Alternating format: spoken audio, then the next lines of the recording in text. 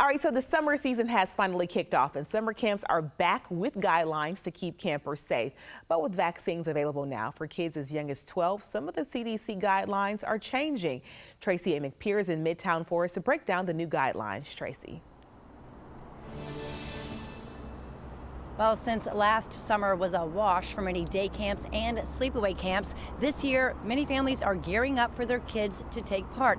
Now, of course, there are still COVID safety precautions in place, but many of those are being relaxed, especially for the vaccinated. Now, on Friday, the CDC released the latest guidelines recommending children older than 12 get the vaccine. Now, if they are vaccinated, they do not need to wear a mask. The CDC also suggested creating small groups of campers that stay together throughout the day. The agency says that can help cut down on the risk of exposure. Now, masks are still strongly encouraged indoors for those who are not fully vaccinated, and the CDC is encouraging the use of masks outside for those without both doses of the vaccine, along with social distancing. Now, we talked to Dr. Sujatha Reddy, who says we are seeing a loosening of restrictions over time, which only makes sense.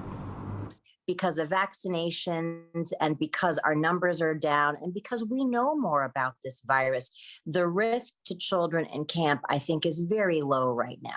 Whether your child is too young to be vaccinated, chooses not to be vaccinated, if they're old enough, you have to look at the camp itself. Are all the adults in the camp vaccinated or going to be vaccinated? Because that's really the main risk for children. Now, Dr. Reddy says that the CDC recommendations take into account all children of varying health levels. So ultimately, it's up to the parents to know what is safest for their child.